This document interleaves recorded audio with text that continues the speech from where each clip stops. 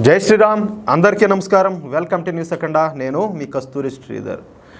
నీతి మారిన రాజకీయాలకు, దిగజారుడు రాజకీయాలకు కేర్ ఆఫ్ అడ్రస్ ఈ కాంగ్రెస్ పార్టీ. వాళ్ళ గురించి ఎంత చెప్పుకునే తక్కువే.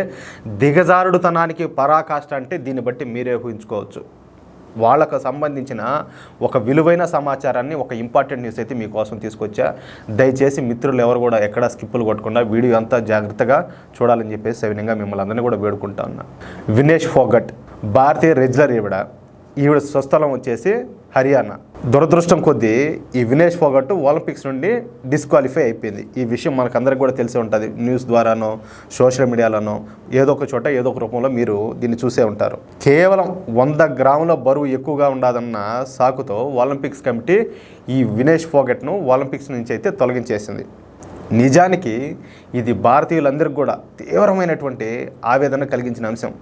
ఎందుకంటే ఫైనల్కి వెళ్ళింది. ఒకవేళ గెలిస్తే మన భారతదేశానికి ఒలింపిక్స్లో గోల్డ్ మెడల్ వస్తుంది. దానికోసం చాలామంది కూడా ఆశగా ఎదురు చూశారు. వస్తుందని కూడా భావించినారు. ఈసారి ఖచ్చితంగా మన గోల్డ్ మెడల్ కూడా వస్తుంది, వినేష్ ఫోగట్ తీసుకొస్తుందని చెప్పి కూడా చాలామంది భావించారు. అట్లాంటిది మనకు నిరాశ ఎదురైంది.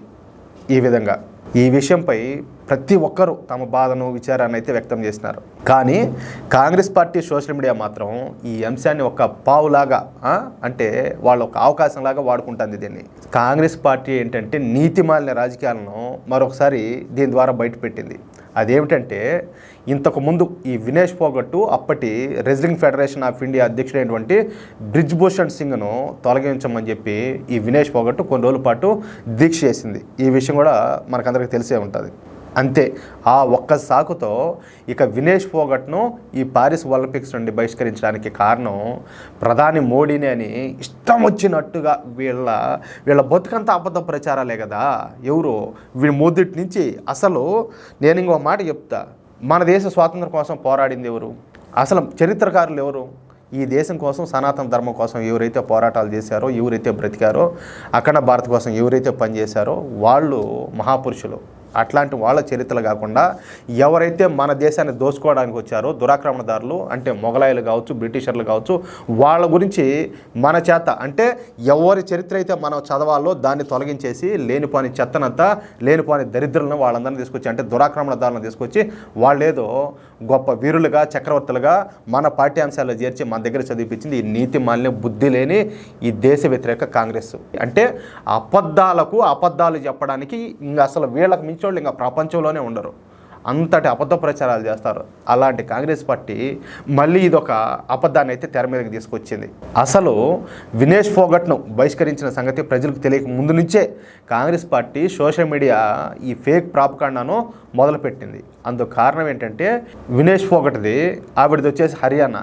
ఇంకా మరొక 2-3 నెలల్లో హర్యానా ఎన్నికలు అయితే స్టార్ట్ అవుతూ ఉన్నాయి. ఇక ఇది చాలదన్నట్టుగా ఇప్పుడు హర్యానా మాజీ సీఎం, అలాగే కాంగ్రెస్ పార్టీ నాయకుడైనటువంటి భూపేంద్ర సింగ్ హుడా ఈయన మాట్లాడతా, తమ గనుక అసెంబ్లీలో తగినంత బలంగానే ఉండుంటే, అంటే ఏంటి, తగినంత మంది ఎమ్మెల్యేలుగా ఉండుంటే తాము వినేష్ ఫోగట్ను రాజ్యసభ ఎంపీగా చేసేవాళ్ళం అని చెప్పేసి ఒక పొలిటికల్ డ్రామాకి తెరలేపినాడు. ఇంకా దాన్ని బట్టి మీరు అర్థం చేసుకోండి అసలు ఏమి జరిగింది, ఏమి జరుగుతుంది. దీనికి మోడీని నిందించడం ఏంది, ఏమైనా రాజ్యసభకు పంపించడం ఏంది, అసలు వీళ్ళు మనుషులా లేకపోతే ఏంది నాకు అర్థం కాల.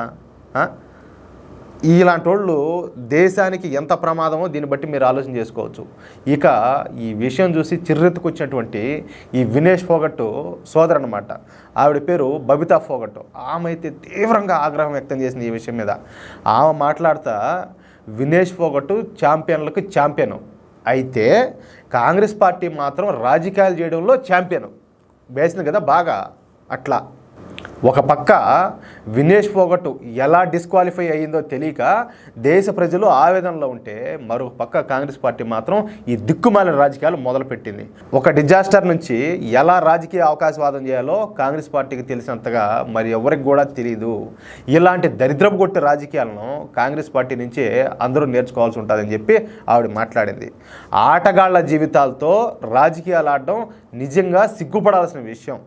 కాంగ్రెస్ పార్టీ మాజీ సీఎం అయినటువంటి ఈ భూపేంద్ర సింగ్ కూడా మాట్లాడుతా, తాను అధికారంలో ఉంటే వినేష్ ఫోగట్ను రాజ్యసభకు పంపేవాడిని చెప్పి అంటున్నాడు కదా.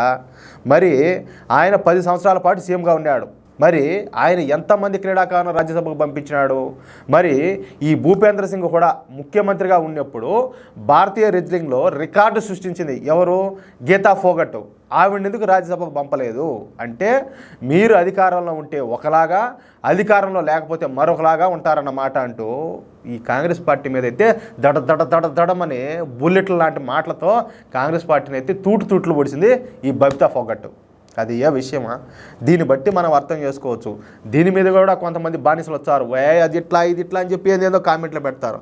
ఒరే స్వామి, ఓళ్ళు నీతిమాలిన రాజకీయాలకు, అబద్ధ ప్రచారాలకు ఓల్డ్ కేర్ ఆఫ్ అడ్రస్ అయితే బానిస బతుకులకు మీ ఎటువంటి నెగిటివ్ కామెంట్లు చేసేవాళ్ళు మీరు పరాకాష్ట, మీరు కేర్ ఆఫ్ అడ్రస్. అది విషయం. అయితే ఈ వీడియోపై మీ యొక్క అమూల్యమైన అభిప్రాయాలను దయచేసి ప్రతి ఒక్కరు కూడా కామెంట్ రూపంలో తెలియజేయాలని చెప్పి కోరుకుంటూ, అలాగే ఈ వీడియో నచ్చితే దయచేసి మన వీడియోను లైక్ చేయడంతో పాటు వీలైనంత మందికి ఈ సమాచారాన్ని షేర్ చేసే ప్రయత్నం చేయండి. ఎందుకంటే కాంగ్రెస్ నీతిమాలిన రాజకీయాలు, దుర్మార్గపు అంత నీచపు రాజకీయాలు ప్రతి ఒక్కరికి, సామాన్యులందరికీ కూడా తెలియాలి. కాబట్టి మీకు ఎంతమందికి వీలైతే అంతమందికి ఈ వీడియోని షేర్ చేసే ప్రయత్నం చేయండి. అలాగే ఇంతవరకు ఎవరైనా కూడా మన ఛానల్ సబ్స్క్రైబ్ చేసుకోకపోతే దయచేసి ప్రతి ఒక్కరు కూడా మన ఛానల్ సబ్స్క్రైబ్ చేసుకోండి. అలాగే మేము అందించే ప్రతి వీడియోకు సంబంధించిన నోటిఫికేషన్ రావడానికి తప్పనిసరిగా ఆ బెల్ సింబల్ ఒకటి కనపడుతుంది, దాన్ని తప్పనిసరిగా క్లిక్ చేస్తే మేము ఎన్ని వీడియోలు చేసినా దానికి మీకు నోటిఫికేషన్ వస్తుంది. ఒక్క వీడియో కూడా నోటిఫికేషన్ మిస్ కాకుండా ప్రతి వీడియో కూడా చూడొచ్చు. దయచేసి అర్థం చేసుకోండి, సపోర్ట్ చేయండి ప్లీజ్. జై శ్రీరామ్.